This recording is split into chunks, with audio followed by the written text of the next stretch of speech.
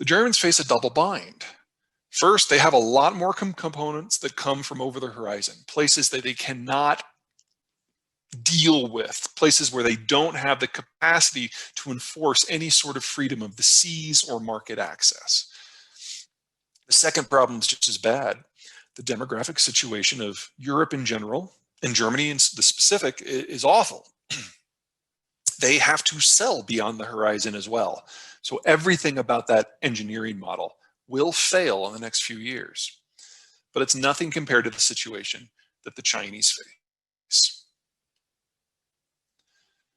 The Chinese are the most dependent of the major powers on foreign technology, foreign components, everything pretty much but the capital. Now, a lot of you have heard about the Made in China 2025 program, the idea that the Chinese are aiming to have technological equivalence with the Western world in just 5 years. Yeah, that's not what it means. If you can to a Chinese bureaucrat behind closed doors where their boss can't hear them, they will readily admit that 2025 is just the first step of a very long program, and that they don't actually expect to see technological equivalence until 2070. They don't have that kind of time, even if everything went perfectly. If you're looking for the country that is going to be the partner for the United States moving forward, it's not in Europe, and it's certainly not in Asia. We need to look a little closer to home.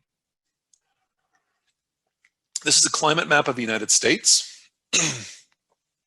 That tan area in the middle, that is the temperate zone climate, makes up the bulk of the greater Midwest system, single largest chunk of arable land in the world.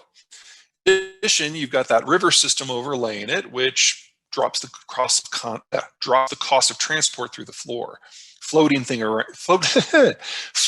is about 1/12 the cost of moving them by truck.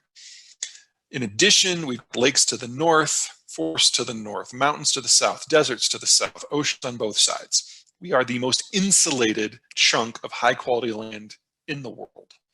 American success does not require decent leadership. I think we've learned that lesson over and over and over the last 30 years.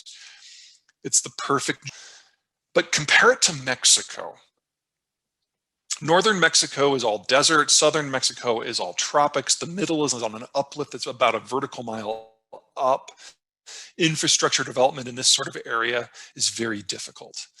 Now, there's pros and cons to this system.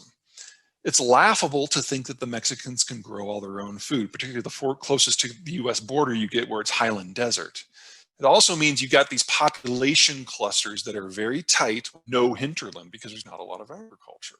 So you get an individual dude, a jefe, if you will, who kind of dominates everything in each individual urban center, especially once you get outside of the Mexican city core.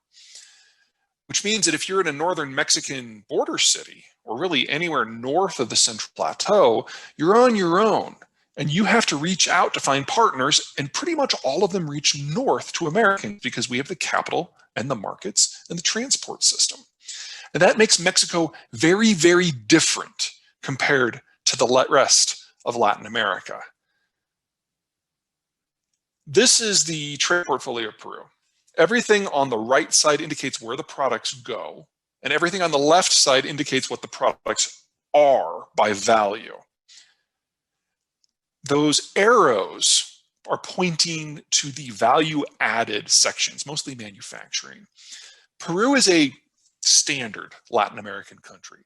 A lot of low value-added products, a lot of ores, a little bit of agriculture, and that's about it. And most of it goes to China because China is a developing country, and it's ravenously bubbling up whatever resources it can in order to build out its physical infrastructure and industrial plant. This is the role of most of Latin America. Here's Mexico. Wildly different. Mexico has all kinds of stuff going for it. Lots of value added because they're integrated into American supply chains. And collectively, this makes Mexico not only more wealthy than Central America as a whole, but far more advanced technologically. It's an upwardly mobile country, and Americans enjoy privileged access to it. I'm going to leave you with a couple of series of thoughts. First of all, I'm actually a little worried about inflation right now. We've got a $1.9 trillion stimulus package. We've got a rapid reindustrialization.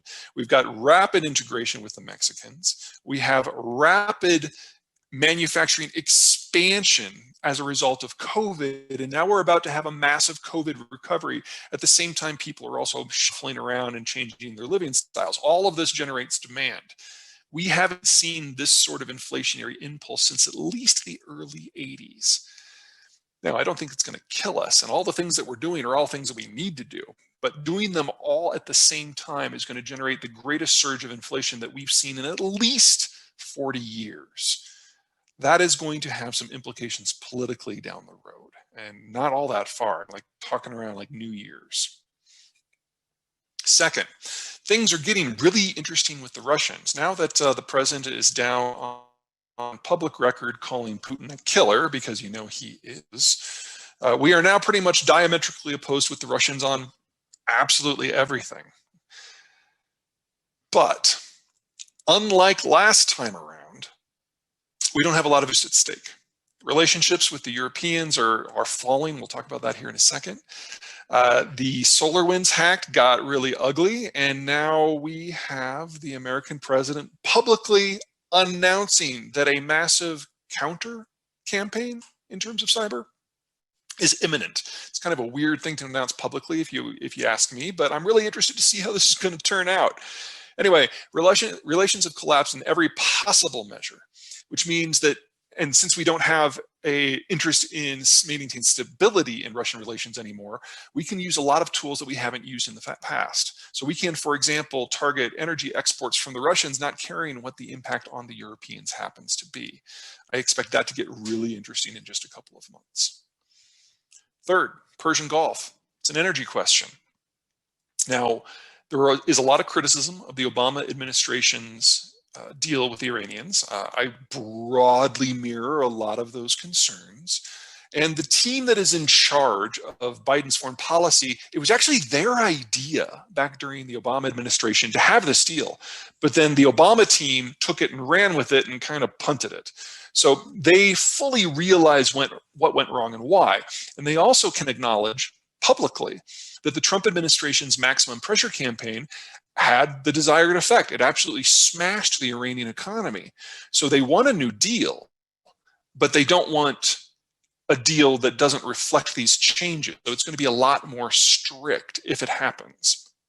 The Iranians, of course, want the old deal back, and they've been trying to get America's attention and trying to generate chips that they can trade, because without those oil sales that the Trump administration has prevented, Iran has lost the capacity to manipulate the region in the way that it prefers. A lot of the militia groups that they've sponsored in Lebanon and Syria and Iraq only do what they're told when the Iranians pay them, and right now the Iranians can't pay them.